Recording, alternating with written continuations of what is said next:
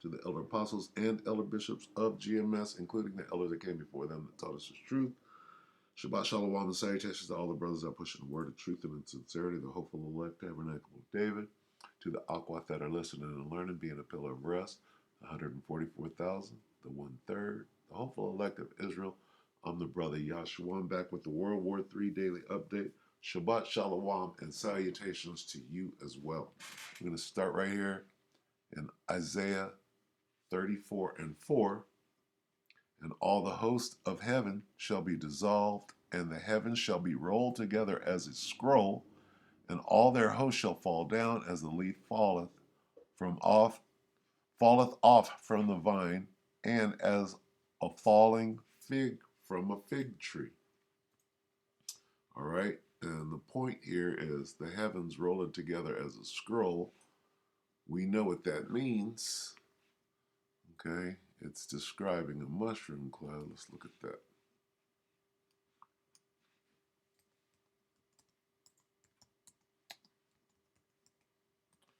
It's a mushroom cloud. This is the heavens rolling together as a scroll. Okay. It's turning under. Let me see. We would have to get one on whatever, YouTube. A mushroom cloud. Okay, so let's see what happens.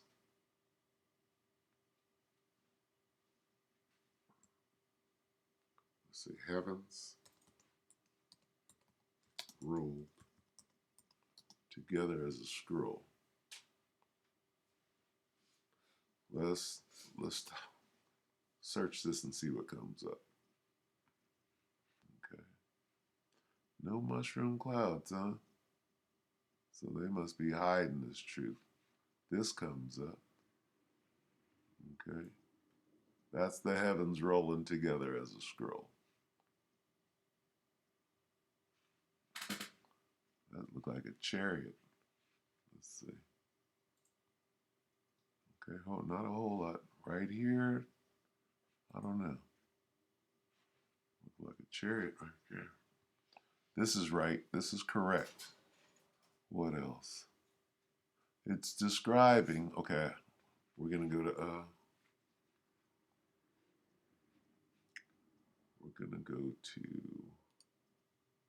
not Nate. We're going to go to, let's type it in. Heavens rolled together like a scroll.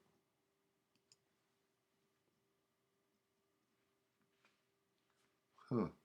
Let's see. They must be expunging a whole lot.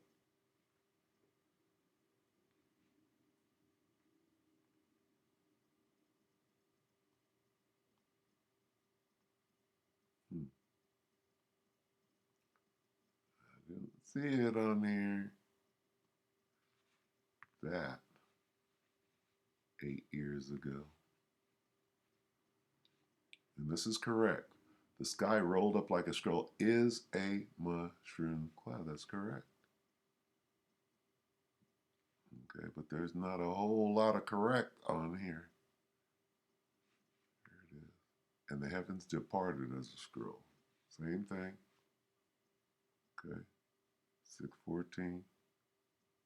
So get a little. Okay, now let's look. Now we'll do this.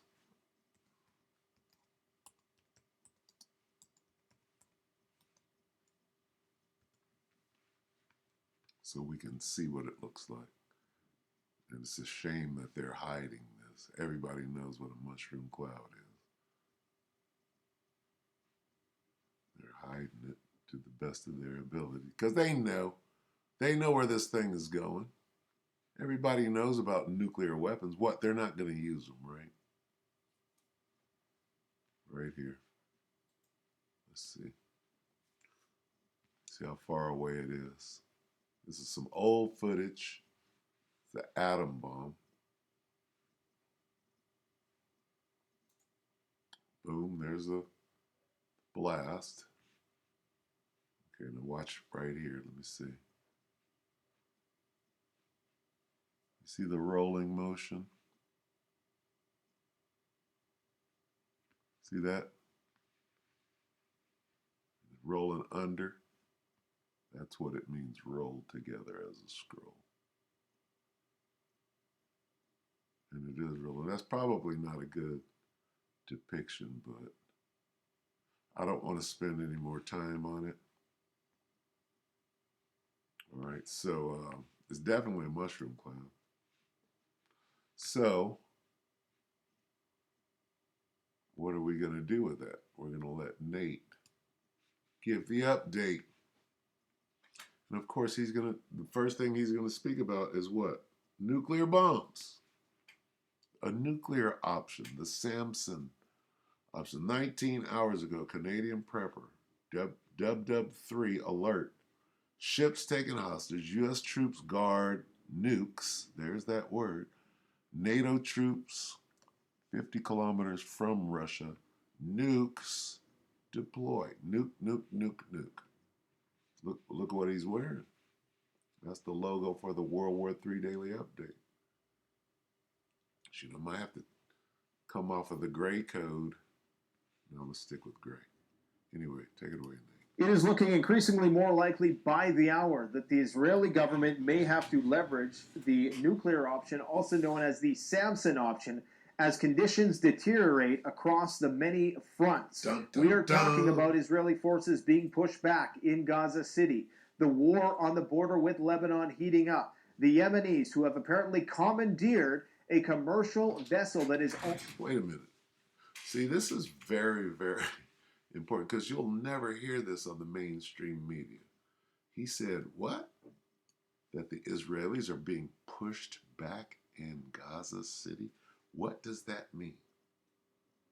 Because they're talking about a ceasefire. Oh, we might give them a ceasefire. If you're getting your ass pushed back by Hamas or by the citizens of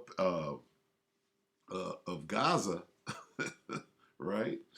By the children of Gaza, something's up. Listen close to what he said. Israelis being pushed back in Gaza City? In Gaza City. Ooh. Where we at? What is that? That's 16. Give me 10. That's good. Deteriorate across the many fronts. We are talking about Israeli forces being pushed back in Gaza City, the war on the border with Lebanon heating up, the Yemenis who have apparently commandeered a commercial vessel that is owned by an Israeli individual, but that's really neither here nor there who owns it, because this declaration, this holding for ransom, this commercial vessel is essentially going to force Israel's hand. What he just said, those little skirmishes that he named off, were the Arabs dominating, if you will, the Israelis. And all the weaponry and all the, you understand? And you're not going to get this on mainstream media. You got to listen close to what he's saying. Okay? What does that mean? That means that the dragons are conspiring together and turning themselves, and very soon they're going to have the upper hand. This conflict in some way, shape, or form. Now, that is just the tip of the iceberg. Apparently, we got American troops in there. According to a very credible Arabian news source, American troops are on the ground protecting Israeli nuclear facilities. Now, that is huge news. Why? Because their nuclear facilities are being threatened. Okay? And we know that the MOTV has to come first. But we're sitting here with popcorn and an icy, right? Even though it's cold outside.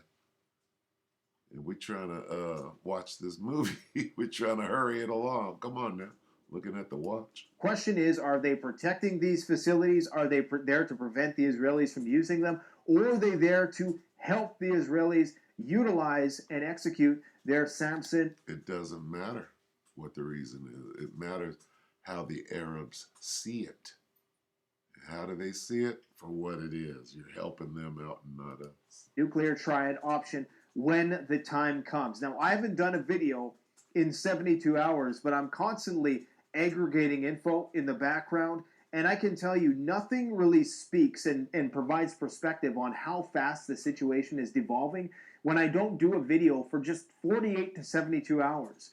And I see the culmination of all of this data that I now have to try to condense into a 30-minute compendium. What he just said, and I'm going to leave it alone. I'm trying to let him give the update, but what he just said is imperative to everything. Okay?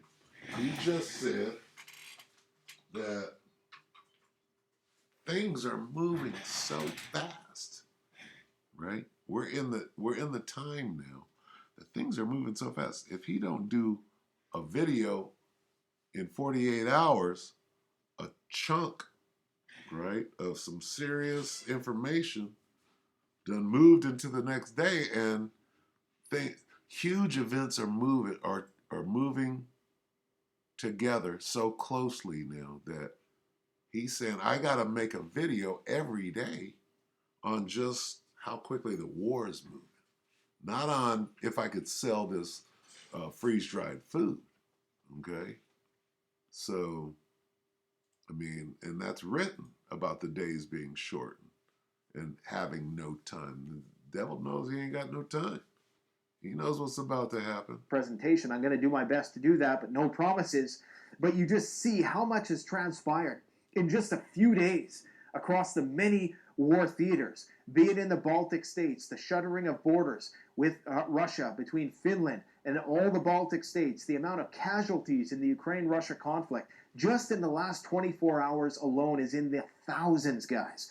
So this situation is getting wildly out of control. We still have incursions into Taiwanese airspace by the Chinese. Don't be fooled by the smoke and mirror theatrics of Biden meeting Xi Jinping. They're not buying that, okay? And why would they at this point in time when clearly the aggressor in this situation, from their perspective, is the United States, who's building military bases all around China's border. They're not fooled by whatever it is that Biden is trying to do to salvage relations at this point in time. The Chinese are going to make their move when the time is right. And right now, it appears as though Israel is being left with very few options. Now, what has transpired just in the last few hours, just like we said a week ago, and we distinctly said this, that around the Arabian Peninsula, one of the biggest threats, and I don't have a map here today, too preoccupied in the warehouse trying to get people's order out before the 0 day arrives, but you might have to use Google Maps for this if you don't know what I'm talking about. The Arabian Peninsula is comprised of Yemen, all the Emirate states, the Arab states, and the Saudi Arabia, Oman, all those countries, okay? And you have these waterways, the Red Sea, the Persian Gulf. They are what connect to the Suez Canal. You remember last year when that ship was turned on its side and it created all the commotion, and it basically caused global shipping in that region to come to a standstill. We're talking about the backing up of thousands of ships. Well, what we're going to see now, that could have just been an appetizer. Because what the Houthis... Let me guess. Gotta hear this next part. Salaki. The Houthis what? The honey badger of... What the Houthis have done here, the Houthis who've targeted the U.S. drone, they've targeted a U.S. warship, they've targeted the Israelis with ballistic missiles, and yet there has been no response. The question is, why hasn't there been a response? Well, this may be part of the reason. Now, they've went one step further, and they're basically holding the world for ransom. And this may force Israel's hand in some way, shape, or form. Israel, who has very few options, because on the one hand... This nigga got the tetrahedron right here. What the hell?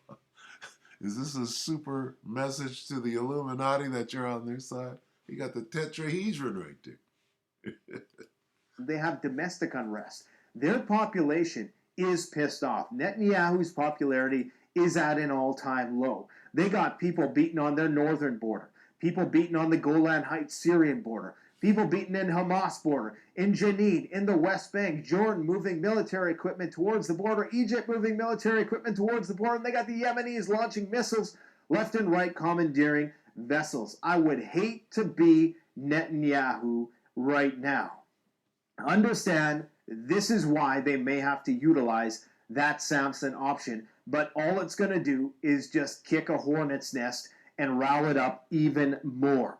So we have the Houthis taking this ship hostage. What this is going to do is going to put immense amount of pressure on Netanyahu to either come to some sort of reconciliation with Hamas, some sort of peace settlement, some sort of negotiation, because the Houthis, in doing this, are going to elevate shipping prices. They're going to now force a lot of these ships to have armed escorts. We're talking about hundreds, if not thousands of ships. That's going to immensely increase the cost of shipping. It is going to increase insurance premiums on a lot of these vessels, and they could just outright close the entire strait. Kind of like sanctions, huh? It's their form of sanctions. Pay me. Which hundreds of vessels pass through every single day. Goods, I should add, that Israel also needs. They are a recipient of. A lot of their energy is going to come from this region. Now, the ship in question that was taken hostage is a Turkish, was coming from Turkey, I believe, to India. And there's so many hands in this pot. I mean, apparently it's under Japanese lease, but it's an Israeli-owned vessel. All of the crew, it's a multinational crew, so we're talking about Ukrainians, Filipinos, just a mishmash of different people who are on board this vessel, Bulgarians, Mexicans, and so that's not really the issue. It really doesn't even matter. It doesn't even have to be an Israeli vessel, to be brutally honest, because what this is going to do in increasing the cost of shipping, it's going to mean that they might have to take the long way around. They might just have to close the Red Sea to shipping, in spite of the fact that you have a U.S. warship there right now, which is yet to act. And it begs the question, why hasn't U.S. warships attacked Yemen yet? There has to be a reason. Are they hoping that the Houthis do this in order to escalate, to provide justification to have all those warships there in the first place?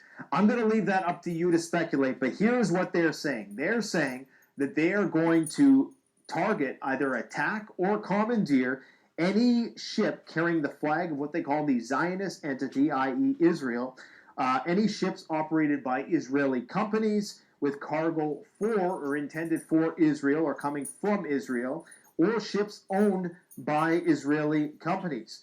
Let's stop it right there. This is really good. Okay, really good information. Solid, right? So, yeah, watch this. Watch the rest of this. This is Canadian Prep. I believe it's his last video. He usually makes them at night right now. Good stuff. 19 hours ago, World War III alert. All right, so I wanted to get Matthew real quick here. Let me see.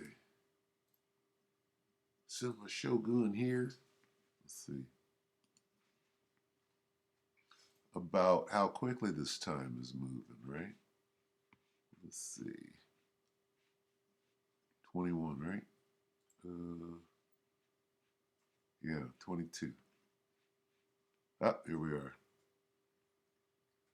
It's Matthew 24 and 22. And except those days should be shortened, because he said, I can't let 24 or 48 hours go by without doing a video. Otherwise, I done fell behind on what is called news or current events.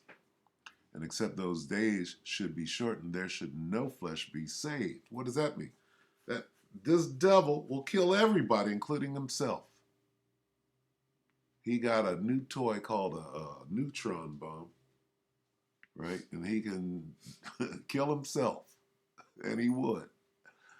And except those days should be shortened, there should no flesh be saved, but for the elect's sake, those days shall be shortened. Okay? So the days are just flying by. And where will we be in no time at all?